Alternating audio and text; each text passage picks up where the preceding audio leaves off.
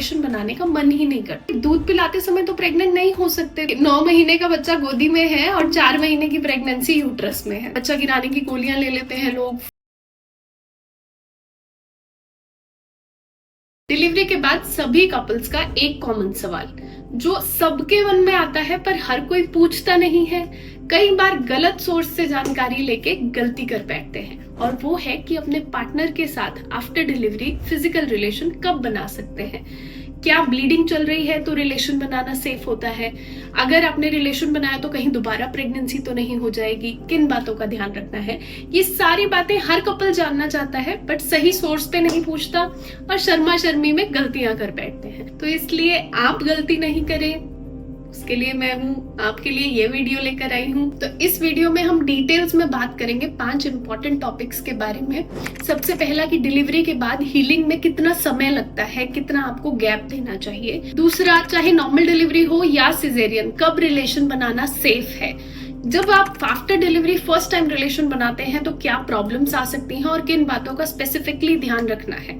चौथी चीज, अगर ब्रेस्ट फीडिंग करवा रहे हैं तब भी क्या प्रेगनेंसी हो सकती है, कितने समय बाद प्रेगनेंसी का रिस्क रहेगा, वो भी डिटेल में जानेंगे। पांचवी इंपॉर्टेंट चीज डिस्कस करेंगे कॉन्ट्रासेप्टिव यानी गर्भ निरोध के ऑप्शंस। जो आपकी नॉर्मल डिलीवरी है या सिजेरियन है या कभी अबॉर्शन भी हुआ है तो हर केस में क्या गर्भ निरोध आप इस्तेमाल कर सकते हैं।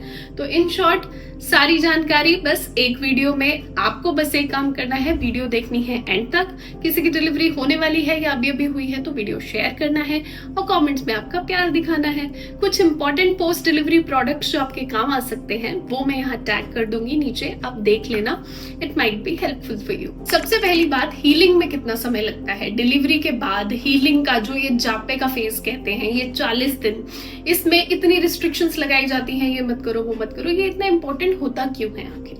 क्योंकि जब डिलीवरी होती है, चाहे नॉर्मल हो या सिजेरियन हो, जब प्रेगनेंसी होती है तो बच्चेदानी बड़ी होके बहुत बड़े साइज 5 किलो तक की भी हो जाती है, इंक्लूडिंग बेबी एंड बच्चेदानी का वेट। तो डिलीवरी के बाद बच्चेदानी अपने नॉर्मल साइज में धीरे धीरे सिकुड़ के आती है। यूट्रस के अंदर, बच्चेदानी के अंदर प्लेसेंटा की जो अटैचमेंट होती है उस जगह पे एक सिंपल भाषा में कहूँ तो बहुत बड़ा घाव रह जाता है। तो इस सिकुड़न में और साथ ही उस घाव की हीलिंग के लिए समय चाहिए होता है, that is at least 6 weeks for us, जिसे जापे का फेज कहते हैं। दूसरा, वहीं अगर सिजेरियन है तो उसमें तो पेट की 7 लेयर्स कटती हैं, वहां रिकवरी का समय बढ़ जाता है हीलिंग में।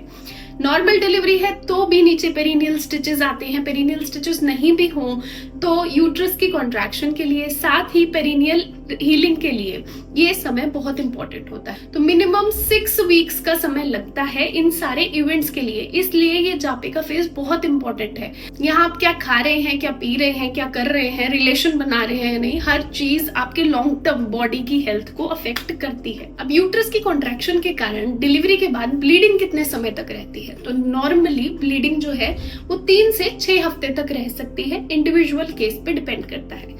वहीं सिजेरियन के केसेस में कई बार पहले 7-8 दिन तो ब्लीडिंग होती ही नहीं है। जब पेशेंट उठ के खड़ी होती है, चलने लगती है, तब बड़े बड़े क्लॉट्स आते हैं ब्लीडिंग के, that is also normal. So in a span of 3 to 6 weeks ये ब्लीडिंग जनरली बंद हो जाती है बिकॉज यूट्रस अपने नॉर्मल साइज में आ जाता है। शुरुआत में ब्लीडिंग फ्रेश रेड कलर की रहती है, धीरे धीरे कलर ऑल्टर होके येलो, ग्रीनिश इस तरह का कलर हो जाता है एंड धीरे धीरे वो ग्रेजुअली स्टॉप हो जाती है।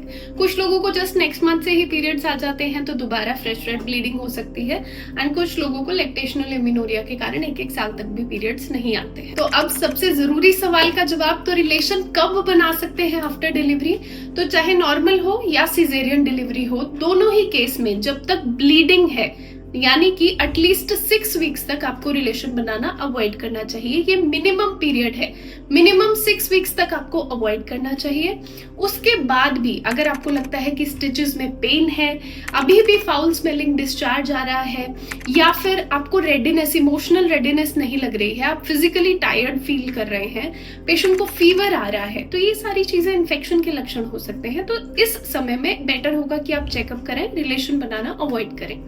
वैसे it is personal choice, minimum 6 weeks and even caesarean के केस में 2 to 3 मंथ्स भी अगर आप अवॉइड करें तो बेटर होगा। अब फर्स्ट टाइम रिलेशन बनाते समय आपको किस चीज का ध्यान रखना है? तो टाइमलाइन आपने चेक कर ली, मिनिमम 6 वीक्स, उसके बाद आपकी इच्छा है। दूसरी चीज कंफर्ट और कम्युनिकेशन, जब आप दोनों इमोशनली फिजिकली रेडी फील करें तब आपको रिलेशन रिज्यूम करना है। तीसरी इंपॉर्टेंट साइंटिफिक बेसिस की चीज, जब न्यू मदर ब्रेस्ट फीडिंग करा रही होती है तो उस समय कुछ हार्मोनल बदलाव होते हैं शरीर में, एंड कई बार फिजिकल एग्जॉशन भी इतना होता है कि रिलेशन बनाने का मन ही नहीं करता है, डिजायर बहुत कम हो जाती है। दैट इज एब्सोल्युटली नॉर्मल, आपको उसके लिए गिल्ट फील करने की जरूरत नहीं है। बट हाँ, अब यहाँ एक इंपॉर्टेंट चीज आपको जान लेनी चाहिए कि अगर ड्राइनेस है, स्ट्रेस है, उसके कारण आप रिलेशन बनाने के लिए फिजिकली रेडी फील नहीं कर रहे हैं, तो you should give a break, you should give yourself time. And if it all you are resuming the relation, अगर तब भी आपको ड्राइनेस लग रही है तो आप वाटर बेस्ड ल्यूब्रिकेंट्स यूज करें। ड्राइनेस, फोर्सफुल इंटरकोर्स आप करना अवॉइड करें। अब मैम, डिलीवरी के बाद संबंध बनाना शुरू किया तो क्या दोबारा प्रेगनेंसी हो सकती है? मेरी पड़ोस वाली आंटी तो कह रही है कि दूध पिलाते समय तो प्रेग्नेंट नहीं हो सकते, तो तू आराम से खुल्लम खुल्ला रह, रिलैक्स रहे। कई बार ओपीडी में पेशेंट आते हैं कि 9 महीने का बच्चा गोदी में है और 4 महीने की प्रेगनेंसी यूट्रस में है, तो ऐसे भी केसेस होते हैं। तो ये सारे हाफ नॉलेज के कारण ही होती हैं चीजें, क्योंकि पेशेंट्स को कई बार लगता है आप दूध पिला रहे हो तो आप प्रेग्नेंट नहीं हो सकते, पीरियड्स नहीं आए तो प्रेग्नेंट नहीं हो सकते, बिना पीरियड्स आए थोड़ी प्रेग्नेंट होते हैं। तो ये सारी चीजें क्लियर करो। देखो, चाहे नॉर्मल डिलीवरी है या सिजेरियन है, ऐसे में 6 हफ्ते यानी 1.5 महीने के बाद ओव्यूलेशन होना, लेडीज के शरीर में ओव्यूलेशन होना, अंडा बनना, ये शुरू हो जाता है। तो आप 6 वीक्स के बाद कभी भी प्रेग्नेंट हो सकते हैं, तो इसलिए आपको इस बात का ध्यान रखना है। और वहीं अगर जैसे अबॉर्शन या मिसकैरेज का केस है तो उसमें 3 वीक्स के बाद ही दोबारा ओव्यूलेशन प्रोसेस स्टार्ट हो जाता है। तो आफ्टर अबॉर्शन 3 वीक्स के बाद and after full term delivery 6 weeks के बाद आपका ओव्यूलेशन स्टार्ट हो जाता है, तो उसके बाद आप कभी भी प्रेग्नेंट हो सकते हैं। तो यहाँ बहुत इंपॉर्टेंट रोल आता है गर्भ निरोध और कॉन्ट्रासेप्शन का, जिसकी नॉलेज बहुत कम लोगों को है। सही कॉन्ट्रासेप्टिव यूज करना बहुत कम लोगों को पता है, जिसके कारण ही अनवांटेड प्रेगनेंसी, उसके बाद फिर अनवांटेड एमटीपी पिल्स, मतलब बच्चा गिराने की गोलियां ले लेते हैं लोग, फीमेल की हेल्थ सफर करती है, आपसी रिलेशन सफर करते हैं, ये सारी चीजें होती है। तो ये आपको नहीं करना। ध्यान रखना है कि अगर आप रिलेशन रिज्यूम कर रहे हैं तो प्रॉपर गर्भ निरोध इस्तेमाल करें, आपस में बात करें कि अब फैमिली प्लानिंग कैसे करनी है, नेक्स्ट बेबी प्लान करना है या नहीं करना है, कितना आपको गैप चाहिए। मिनिमम 2 साल का गैप रखना डॉक्टरी पीओवी से इंपॉर्टेंट होता है, rest is up to you. अब अगर हम बात करें कॉन्ट्रासेप्टिव की, तो कॉन्ट्रासेप्टिव ऑप्शंस सब्जेक्टिवली आप अपने लिए चूज कर सकते हैं। कुछ बेस्ट ऑप्शंस मैं आपको बता देती हूँ। अगर जैसे अबॉर्शन हुआ है, मिसकैरेज हुआ है, वहां आप 3 महीने बाद दोबारा प्लानिंग करना चाह रहे हैं, तो ऐसे में इंजेक्शन आता है गर्भ निरोध के, 3-3 महीने के गैप से जो इंजेक्शन लगते हैं, वो एक अच्छा ऑप्शन हो सकता है। अगर आपकी डिलीवरी हुई है प्रॉपर और आप बच्चे को फीड करा रहे हैं, तो ऐसे में जो गर्भ निरोध की गोलियां आती हैं, जो 21-21 दिन वाली गोलियां लेते हैं ना, वो आपको नहीं लेनी चाहिए, क्योंकि उसमें ईस्ट्रोजन प्रोजेस्टेरोन होता है, दोनों हार्मोन होते हैं, तो मिल्क की क्वालिटी को अफेक्ट कर सकता है। तो ऐसे में सिर्फ ये 3 मंथ्स वाला injection, just after delivery 3 months वाला इंजेक्शन आप लगवा सकते हैं। नहीं तो आप कॉपर टी इस्तेमाल कर सकते हैं, जो कि लंबे समय तक 5 या 10 साल तक का गर्भ निरोध का ऑप्शन आपको प्रोवाइड करती है। इसको आप जब चाहे आप निकलवा सकते हैं, but if it suits you तो 5 to 10 ईयर्स के लिए आप फ्री, जब बेबी प्लान करना है तब निकलवा लो। 5 मिनट्स का प्रोसीजर होता है, नथिंग कॉम्प्लिकेट। कई कपल्स ऐसे होते हैं जो कुछ लंबे समय के अंतराल से मिलते हैं, तो ऐसे में आप बैरियर कॉन्ट्रासेप्टिव यूज कर सकते हैं। That can also be a good option, क्योंकि उसका ब्रेस्ट मिल्क पे या हार्मोनल साइड इफेक्ट्स नहीं होते हैं। एंड अगर आपकी फैमिली कंप्लीट है, आप आगे बेबी प्लान नहीं कर रहे हैं, तो आप परमानेंट मेथड यानी कि नसबंदी का ऑप्शन भी चुन सकते हैं, महिला या पुरुष नसबंदी, जो आपको कंफर्टेबल लगे। तो आई होप अब आपको आपके सवालों के जवाब मिले होंगे कि मैम कब बना सकते हैं रिलेशन, बिकॉज इस बारे में पेशेंट्स बहुत शाई रहते हैं, वो बात नहीं करते हैं। बट यस, जवाब सबको चाहिए होता है ये, and it is very important also.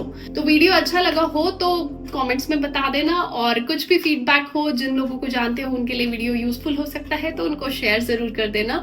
और चैनल पे बने रहना, आप लोगों का प्यार मेरे लिए बहुत मैटर करता है। Thank you so much.